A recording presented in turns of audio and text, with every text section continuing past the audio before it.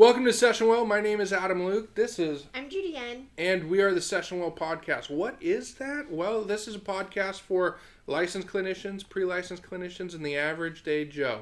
We want to bring you a podcast that presents all of the ideas we use as clinicians and our everyday work as therapists, broken down in a way that we can all absorb them. Mm-hmm. So we have a pretty crazy, awesome podcast today, but always we need to thank my brother Fred Yen and Kira Studios. If you ever need marketing or client lead generation, website, you can contact him. Perfect. So we've known this guest for 3 years? 4 years? Yeah, 2014. Yeah, wow. 14, so holy 5 years. All right, and who are you? I am Jasmine Walker. I am a registered associate marriage and family therapist. I am supervised by Dr. Susan Hastings. She's a wonderful, wonderful supervisor. We've all had her. She's amazing. And she's been on the podcast. She has. And I am a clinician currently in private practice at Renovari Counseling in Brea, California. We're in the office right now. We are. And then I also work as a clinician with youth and families with ChildNet Youth and Family Services out in Long Beach, California. So you're all over the place. I am. A little bit of here, a little bit of there. Yeah, typical associateship, right? Yeah. Little stuff all over multiple counties. Mm-hmm, mm-hmm. Perfect. Well, what are we talking about this week? Well, today we're going to talk about vulnerability. There you go. Oh, vulnerability. Yeah. Don't worry. If you've ever done anything on YouTube or a podcast, it's all vulnerable, right? Yeah. Mm-hmm. So you're having a very existential experience. Oh yeah. Even when preparing for this, I was like, this is not necessarily what I want to do, but that's what vulnerability is. Yeah. Taking those risks, going outside of your comfort zone, and having the courage to do so. And so that's just been kind of a theme that's been resonating in my life recently. I guess always, but more so me being conscious of it resonating more so recently. And so, yeah, vulnerability is the topic of discussion for today. Perfect. So what does vulnerability mean to you? Vulnerability. I mean, let's start with Brene Brown's definition, because I feel like she's the godmother of vulnerability, if you will. That's the truth. If you haven't seen her TED Talk, it's amazing. Or read any of her books. Oh, yeah. Oprah Super Soul conversations with her, too, are amazing as well. I mean, but Brene Brown is amazing. But as far as Brene defines vulnerability as uncertainty, risk, and emotional exposure. And when you think about that, it's like, okay, I feel it in my stomach and my heart. Like, oh, okay. Why would I want to do any of those things? Why would I want to take a risk? I don't want to do them individually. Why would I do them all together? Yeah, no. I like certainty. I like knowing what's going to happen next. I like the fallacy of control. Oh yes. And so, and I don't like being exposed. Who wants to be exposed? The masks are so much more. They feel so much more comfortable at times. I won't say they're more comfortable, but they feel much more comfortable at times. And so, vulnerability just, for me, has opened up just these new pathways. It's opened up room for connection for me. It's opened up room for me to be seen and to see people more fully. Oh, wow. It's opened up room for me to connect with my clients in a different way. Yeah.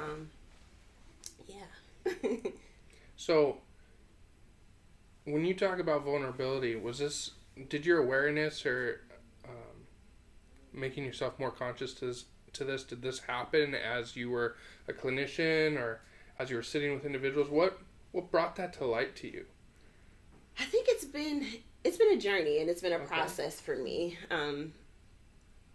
I think it started as I was going through the program, and so you hear about vulnerability, you hear about you increasing your self-awareness, and it's like, ooh, I'm seeing myself in this new light in a way that I've never seen myself before. And I think where it really began to sink in for me is when I actually did therapy for myself. And so I took a little bit of, we all take different routes, but I became a clinician before I decided, okay, it's time for me to really have the mirror put in front of myself and to dig through my stuff. And I think in that process is where I really began to really see vulnerability for what it is, to allow another stranger to enter into this experience with me and to find the safety in that, and to just see those parts of myself again that I had never seen before, and to know that oh, this is really hard. This is tough. This is uncomfortable, but this is good. I'm growing. I see I'm changing. I see that I'm allowed to put up boundaries. See that I'm allowed to be transparent, even in relationships, even with my clients. And so, yeah. And even now, as I enter into new relationships, both romantically, personally, professionally, one of the things that I'm seeing even in my group at ChildNet, one of the things that people see about me is like, your vulnerability frees me to be vulnerable. And I've heard that multiple times, and it's like, wow, like I guess I am doing this work, and not only is it changing me, but just seeing what it's allowing, how it's shaping the world in the process. And I think you're right when you said earlier about the fact that so many of us have this mask on that we've like just gotten used to, or feel, I guess, more like a false sense of comfortability in it. Yeah. And I think that you're right, because I think that when we meet people who also have their mask on, it immediately kind of makes me also want to put on my mask, because I don't want to really risk exposing myself and being vulnerable to you if you're also not going to do that with me first. And so I think that it's kind of a disservice to just the world for all of us to walk around with this facade on of, like we want to be seen, but we're so scared to do so. And so I love the fact that your friends and people have told you that your vulnerability allows them to feel safe in doing that back. And I love sort of how you presented the idea of like vulnerability equals genuineness. And so when you have a lack of vulnerability, it almost feels ingenuine, right? Especially when you have a person who has a face, a mask on, right?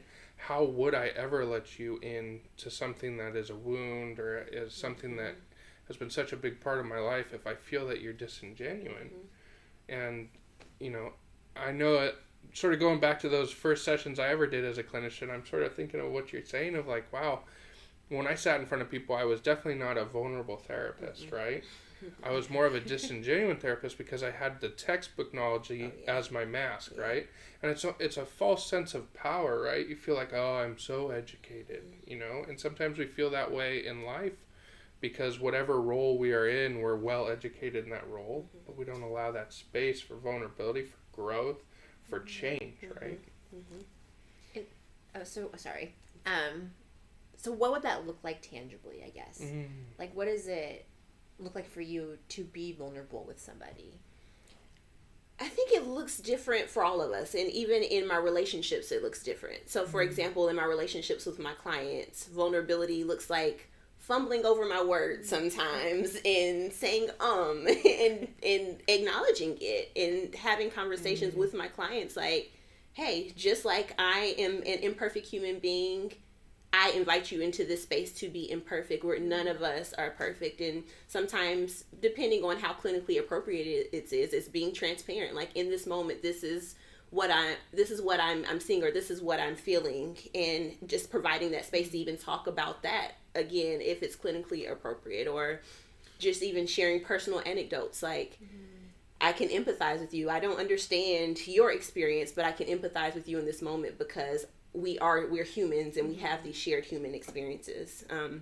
In relationships with people that are closer, so like family members and friends of that nature, sometimes it's setting up those boundaries and saying, hey, right now I can't talk, and not even feeling the need to give a reason.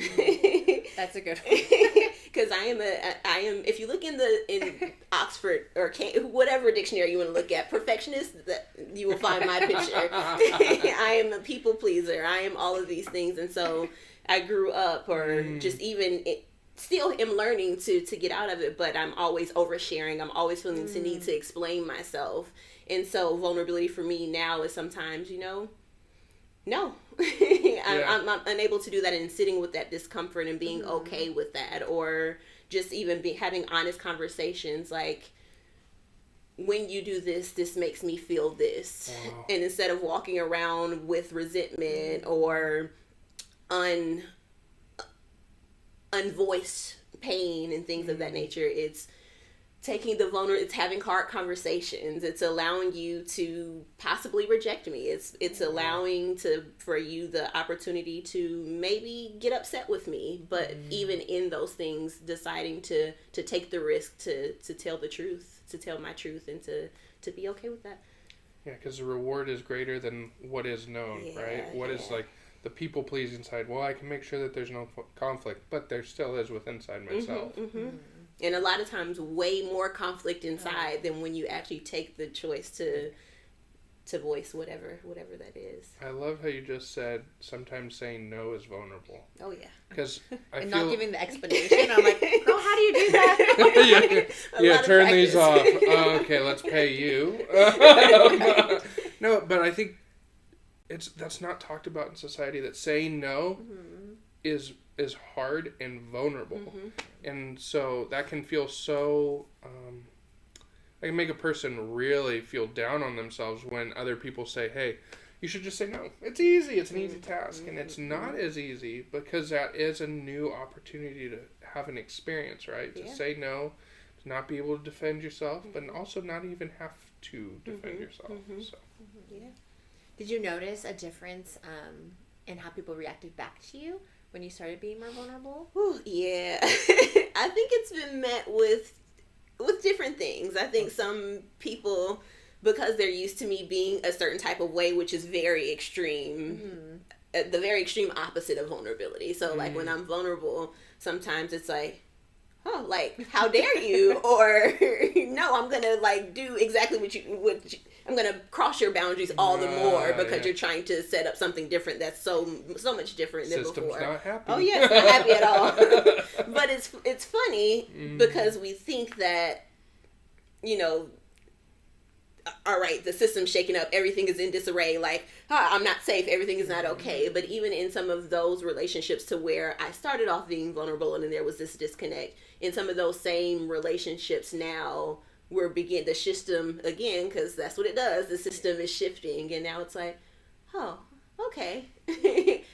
Even if I don't understand exactly why you're doing this, I can respect that you're doing this. Or even, okay, so even one of the big people that this happens with is my mom. And she'll be okay with sharing this. Love you, Mom.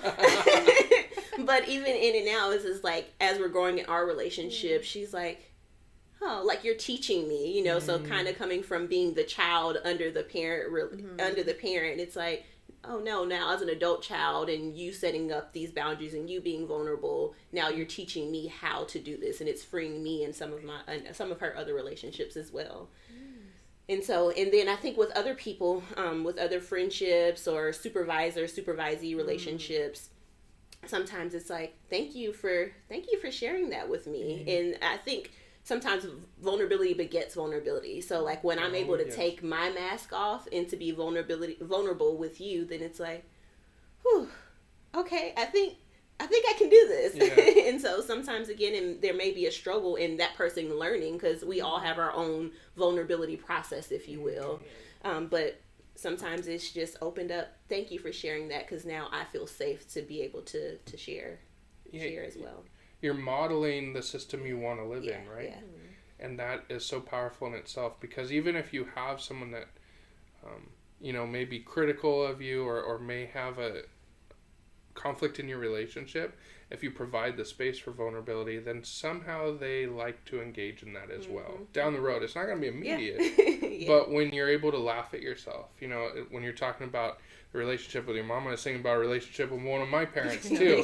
And it was like, that's true, where, maybe we had the perfectionistic relationship and you always had to be on your toes and you always had to have the right answer and you could never be wrong. And now to have a relationship where we can laugh when one of us does something wrong and share that, the moments and the power of those moments in my life is exponentially greater than when we had the facade of perfectionism, right? That's just, it's so powering. Yeah, and I think you said something, even like in the being wrong, like in life, as an overcoming perfectionist, as I'll say it, like I'm learning I'm going to be wrong a lot of the times. And I think that was one of the things that kept me with the mask on, is like, I don't want you to see me as wrong. I don't want you to see me as imperfect. I don't want you to see my flaws. And so I need to be this perfect person. And the reality of it is people can't connect with this mask because it's a mask, it's a shell, and so you're being repelled almost. It's almost like you have this armor on, and so unintentionally I was repelling people because I was not allowing myself to be seen as human. And so one of the things that I've seen again is just like, you're gonna be wrong even in this process of vulnerability. Sometimes I think I'm being vulnerable and I'll overshare, or I'll think I'm being vulnerable and I'll say something in a way that may not be the best way. I'll just put it that way. So sometimes vulnerability is going back and apologizing and acknowledging that we were wrong. And so it's a journey and a process for sure. It's always amazing when you sit back and you think that the imperfect person has more healthy relationships than the perfect person, right? Yeah. And it was just tagging on to what you were saying, because you are so much more healthily attractive to other individuals than the person that's just, I've got my shield, I've got my sword, and I'm going to wage war for my whole life. It's the fact that, no, I make mistakes. And I'm going to allow you the space to make mistakes, and I'm going to ask for forgiveness, and I'm hopefully going to give forgiveness when you do the same to me. Yeah. I remember doing, I think you went to a more intense version, but we went to an experiential workshop with other clinicians at Renovari, and I remember they were talking about vulnerability and like the shame factor, and there was just parts of it where people were being very vulnerable, and I remember just feeling super locked up. And being like, oh my gosh, like after like however many years of therapy I've personally had, you would think that I would be vulnerable, and we push our clients so far to be vulnerable and transparent. And then I was just sitting there being like, oh my gosh, and I can't even do it in a room full of other clinicians. And I was trying to figure out like, that's like, how bad is that? Because if I have to be this like perfect therapist, that isn't going to allow other therapists or my clients to really connect. Yeah. And so it was interesting because that workshop really like emphasized vulnerability is important. It allows for connection, and when we're not that way with each other, we're disconnected. Where like what you said earlier, there's a lot of unvoiced pain, and I think that allowing a safety in just being exposed, I don't know, I just think it connects so much stronger than just being like all these like perfect humans, and like little robots like living this like facade, I guess. Because how as clinicians do we ask our client to go into that space if we haven't experienced it, or we are dead set on not experiencing it? I know that as soon as I started my own personal therapy, I became a much greater therapist in that space.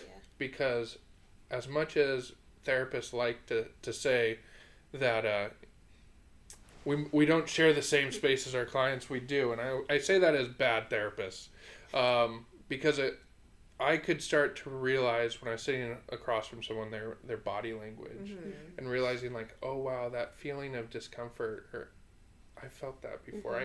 And it's like it gives you your little superpower because you understand the vulnerability in it. And when you can with kindness and humility sort of flesh that feeling out with your client, the power is unmistakable. But if you are so dead set on interventions and other things and not what that vulnerable space feels like, you'll never get to those feelings and those wounds. You'll get to the defense mechanisms. And as a therapist, you'll think, oh, I'm doing such a good job. Their defense mechanism's up. No, that's also highlighting they don't feel safe with you. You know, because those defense mechanisms decide to not be good anymore when I'm in a safe space. It doesn't fit what I need. I can share this.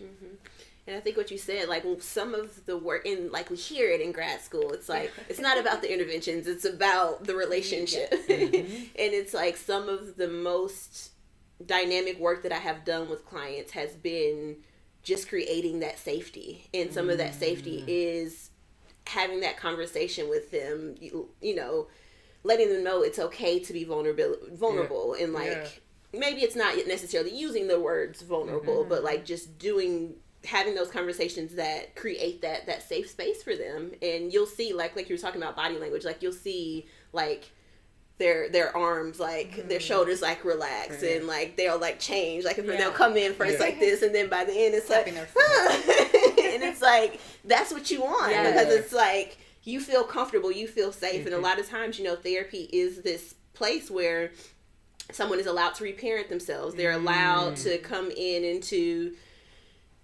be, even one of the greatest things in just life, I think, is childlike wonder and being able to be a child. And I think as we grow into adulthood and like responsibilities and life and all this stuff comes, like we lose that. But like even when I see a client just sit down and like relax, or like sometimes I'll have clients take off their shoes or just do certain things, and it's like I can tell that you feel that safety of being a child again, and like, and that's where we're allowed to do that. That's where we're allowed to really do the work, because we're not getting met with I won't say defenses at all, but not with the strength of some of those defenses that you would get if you don't, allow that person to feel safe and vulnerable. Do you have any suggestions, kind of for two people, I guess, of helping like new therapists or just even seasoned therapists, I don't know, to encourage or to create that space of vulnerability for clients? Yeah, I think one of the biggest things which we already all kind of talked about is doing your own work. It is so important to do your own work, even to the point, and realizing like when you need to do more work, because I've done therapy, I've taken a break, and it's like, oh no, some more things in life are coming up, so like I think I need to go back and do some more work. Leveled up. But again, I think it's modeling, for our clients. It's like life, it's a never-ending process. You've never reached you never reach perfection. You never reach the end. You're never, I would even go as far as to say, completely perfect at this whole vulnerability thing. Like, it's all a process. And so for a clinician, seasoned or new, like, one of the biggest things is like, be willing to do your own work, whether that's in a professional relationship or, I mean, one of the good things about being a therapist is you have colleagues who are therapists. They'll call you out. Oh yeah. And so like just surrounding yourself with those people who will, be those mirrors for you, who will call you out, who will be that safe space for you. One of the other things that I would do is just to challenge yourself, even in that, to be human, to be imperfect. I think one of the hardest things for me as a starting clinician was, again, the textbook knowledge. And, when you're in the room with a clinician, you don't have the notes, you don't have the textbook in front of you, you don't have these things. And so, but I was still trying to like base off of that. So I would have so many things like written down, like, okay, this question. And there was I could tell there was this disconnect between myself and my client. And so, but as I've grown and as I've gotten more comfortable in vulnerability, or as I've just grown as a clinician, it's okay. You don't have to be perfect. And it sounds so simple, it sounds so cliche, but you are human, and this person in the room wants to connect with another human. Right. And so even just some of the words that I use with my clients, is a big word that I use with them is journey. Like, we're in this journey together. I am not the expert on your life. I have some knowledge. I've gone to school. Sure, I know some things, but you are the expert on your life. And so just even letting them know that this is a collaborative process and that they are the expert gives them, it empowers them. Absolutely. And allows them to, okay, like, all right, I can in some way let down my guard. I can in some way be more vulnerable. And then I'm thinking, I don't know, I probably have millions, but for the sake of now, I think those would probably be the top two for me, is to do your own work and to remember that you are human and that you are imperfect, and to allow yourself to be that in the room with another person, with another imperfect person.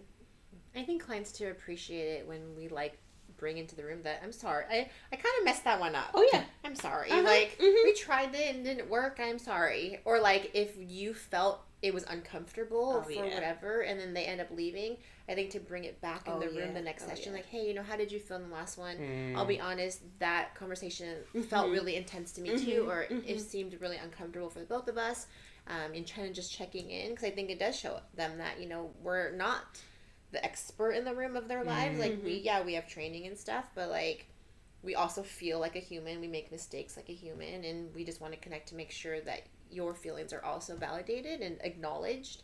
And I think that's totally spot on. But I don't think we can do that as well if we don't do our own work. Yeah. Absolutely. Because we won't allow ourselves that space. We won't drop down from the feeling of being up on the pinnacle to, hey, actually we're in this collaborative process as well. I think it takes a lot of humility. It does, and I appreciate what you're talking about with stumbling over words and whatnot, because the other thing is Jasmine and I are both from the South, so we always enjoy certain things, but what I always laugh about is I'll bust out a word that doesn't exist, and I know that like my client will track with me, and then I'll be like, that word doesn't exist. And they're like, it doesn't, but it worked. Or like you break out your these analogies. My analogies or my metaphors, my atomisms, and that is a part of like, you know, just being us in that process. And I feel like sometimes people forget that even as you're going through your training as becoming a therapist and growing as a therapist, never forget who you were when you started the process.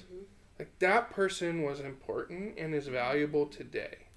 It's all of the stuff you've been through. So, I mean, I know when Jasmine started her journey to this process, she was valuable and she had something to bring to the table. And it wasn't necessarily that Hope or whatever institution you go to manufactured this amazing therapist. She was there the whole time. She just needed the skills and the interventions and the place to grow, right? And so that would be a huge thing. It's like you said, just be yourself, be human. Yeah. And what you said, I think who we are is so valuable to this world. And I think it's so difficult sometimes because I am a woman. I am a Black woman. I am a Black woman from the South. And so I'm a Black woman from the South that's in California. And so even some things, like you say, like I say y'all sometimes, or just certain things. And it's like, whew, that was really like country, or like, you know, they may not connect with that, but like what I'm coming to understand is people connect with who you are. So like me trying to put on this perfect facade of like not being who I am. It creates this distance, and it's like sometimes we're aware of it, and sometimes our clients are aware of it, but I think a lot of times we feel it, or the client feels it, but like if we don't do the work to be vulnerable, to be authentic, like we're losing, we're counting someone else's process short because they're looking to connect, you know, for me, they're aware that I am a woman, they're aware that I'm a Black woman, maybe they don't know I'm from the South immediately, but after talking with me for a while, it'll come out. But like, you know, there's a reason that, and even as a Christian, like it's a reason that I believe that God allows me to connect with every person that comes in my path. And so settling more in the fact that who I am, my differences, my experiences, they're all valuable. And while they may not look the same as the person sitting in front of me, we're all human. And so that connection is valuable and is important. Well, thank you so much for being willing to sit down with us. Of course. So, if someone's watched this and thought you're a pretty awesome therapist, how would they get a hold of you? Well, vulnerable moment, right? Let's put on the spot what we just learned. So I have created a professional Instagram account, and it is something that I'm working on. It's something I've been working on for years now, and so this will be the first time that I'm publicly putting that out there. Yay! So my Instagram handle is The Transparent Therapist. And on there, I will be but I will be in the process of sharing things like this. I will be in the process of sharing how to be vulnerable. I will be in the process of sharing personal stories about me as a human, personal stories about me as a clinician, and just kind of some of the struggles that we go through. But my hope is to give other therapists hope and to give other people hope, because I think, again, vulnerability is where we're allowed to connect with people. So in The Transparent Therapist, I'm hoping to connect with people on that. I can also be found, I work at a wonderful private practice along with Judy N, and so you can find me on our website at renovaricounseling.com. Renovari is RENOVARI counseling.com, and I'm sure they will have that in the link in the description as well. And then if you are looking for a therapist, I am located in North Orange County in Brea. You can reach me directly at 770-597-2557. Thank you. And if you had one or two or three takeaways for people watching, like I would say not so much for the clinician, but maybe a future client who is very scared of being vulnerable or has been told for years that it's not okay. what would you tell them? To give yourself grace. It's a process. Life is a process, and vulnerability is a process. And so give yourself grace. Be kind to yourself. Be gentle with yourself. And know that you already are, you are human. So it's okay to lean into that. No, vulnerable moment again, stumbling over my words. But yeah, to just know that it's a process and to give yourself grace in that process. And then I think maybe the other takeaway in that would be, as a client, therapists are trained to be that safe space for you. So maybe you haven't had that safety in a relationship with your parents. Maybe you don't have that safety in a relationship with other people, but this is that one place where you are allowed to be just you. We are trained to not judge. We are trained to give you your space. This is all about you. And so, take advantage of what's available to you. Thank you. Thank you so much for sitting down with us. Of course. I truly enjoyed it. Thank you guys for tuning in. If you were listening while you were driving in to work, please continue driving safely. Yeah. If you see us on YouTube, please feel free to click the like and follow us. And thank you. We appreciate sharing some space with you. Have a great day. Bye.